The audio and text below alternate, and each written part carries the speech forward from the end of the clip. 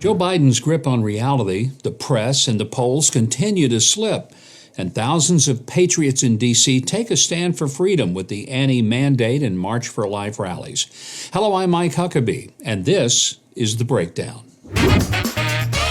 Things are going so badly under the Biden administration that his own spokesperson, Jen Psaki, suggested that people just deal with their anger, sadness, and frustration by going to a kickboxing class or having a margarita.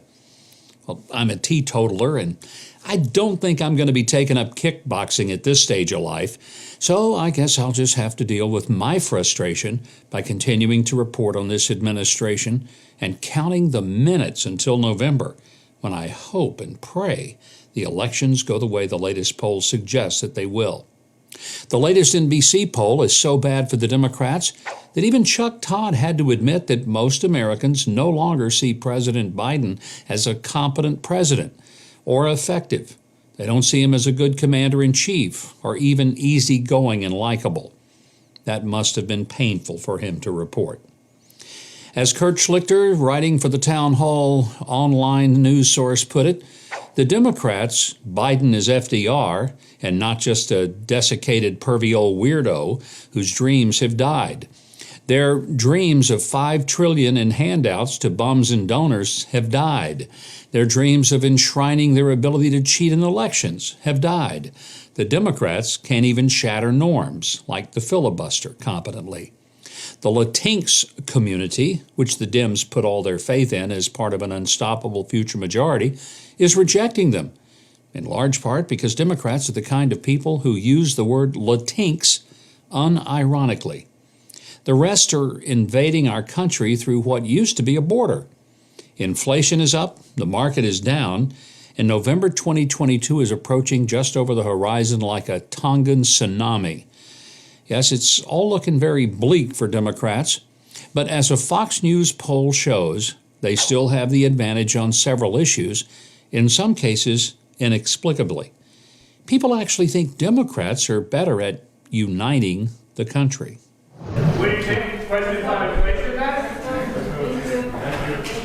Do you think it places a political liability? That's a great asset. More inflation. What a stupid son of a... Yes, President Biden is clearly the most unifying president of our lifetime. Now, I always remind people the only poll that matters is the one on Election Day, or whenever election season starts in your state. So don't get complacent. Work, donate, volunteer, and most importantly, vote. Although I suspect poll watching will also be pretty important this year. Now, in other news, Democrats, media propagandists, and politicized DOJ agents may hope that their attempts to demonize or even jail people for daring to oppose leftist policies have scared a lot of Americans into silence. But there are still plenty who don't get scared when someone tries to take away their rights. Instead, they get angry, and they even get loud. Washington, D.C. just got 2 reminders of that great American character trait. It was a good weekend for freedom of speech and assembly in D.C., first with the March for Life, and then with Sunday's Defeat the Mandates rally, all scheduled to oppose draconian government vaccination mandates that violate constitutional rights. Liberal media outlets tried to paint it as a super spreader event, but these same folks already told us that it's okay to hold mass protest rallies during a pandemic, so their hypocrisy was on full during the march. A liberal, triggered by the anti-mandate rally, had an epic meltdown, screaming about white supremacy and demanding, "Stop invading our territory." Hey, here's a news flash. The nation's capital is every American's territory.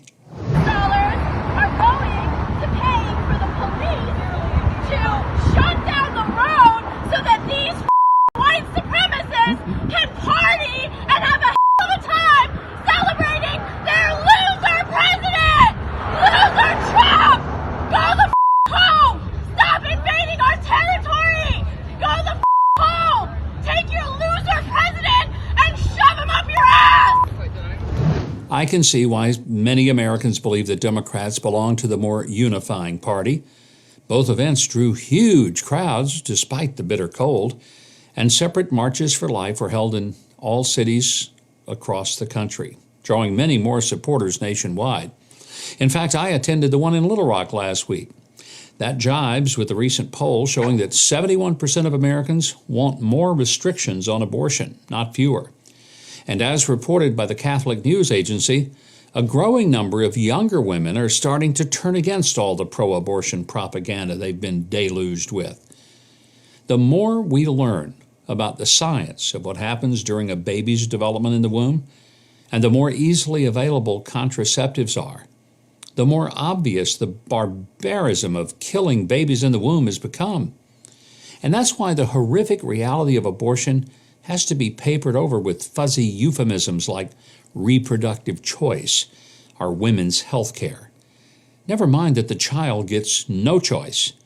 And pro-abortion advocates even fight laws that would ensure abortion clinics are at least medically safe for the mother, that is, and hopefully sanitary, claiming that they limit access to choice. What choice? The choice to die of an infection or botched operation?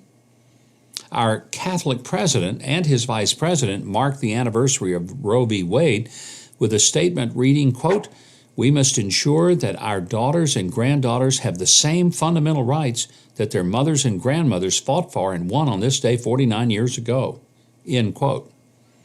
And the president of Planned Parenthood said that she's seeing a level of rage that we could be living in a world 6 months from now where our children have fewer rights than we have right now. Don't you love the utter cluelessness of people who lobby for abortion by saying, "But think of the children"? Folks, we are thinking of the children, and that's why we oppose killing them. If it were up to them, their daughters and granddaughters might not even exist because they wouldn't have the fundamental right to live. Well, if you want to stay informed on the news, be sure to click the subscribe button below and also the notification bell that's right next to it. Now, if you enjoyed the video, I hope you'll consider leaving a like and sharing it with others as well. And tell me what you think about the D.C. Marchers for Life and against the mandates. Do you support the marchers? Finally, don't forget that you can get my twice-a-day take on the news by signing up for my newsletter at MikeHuckabee.com.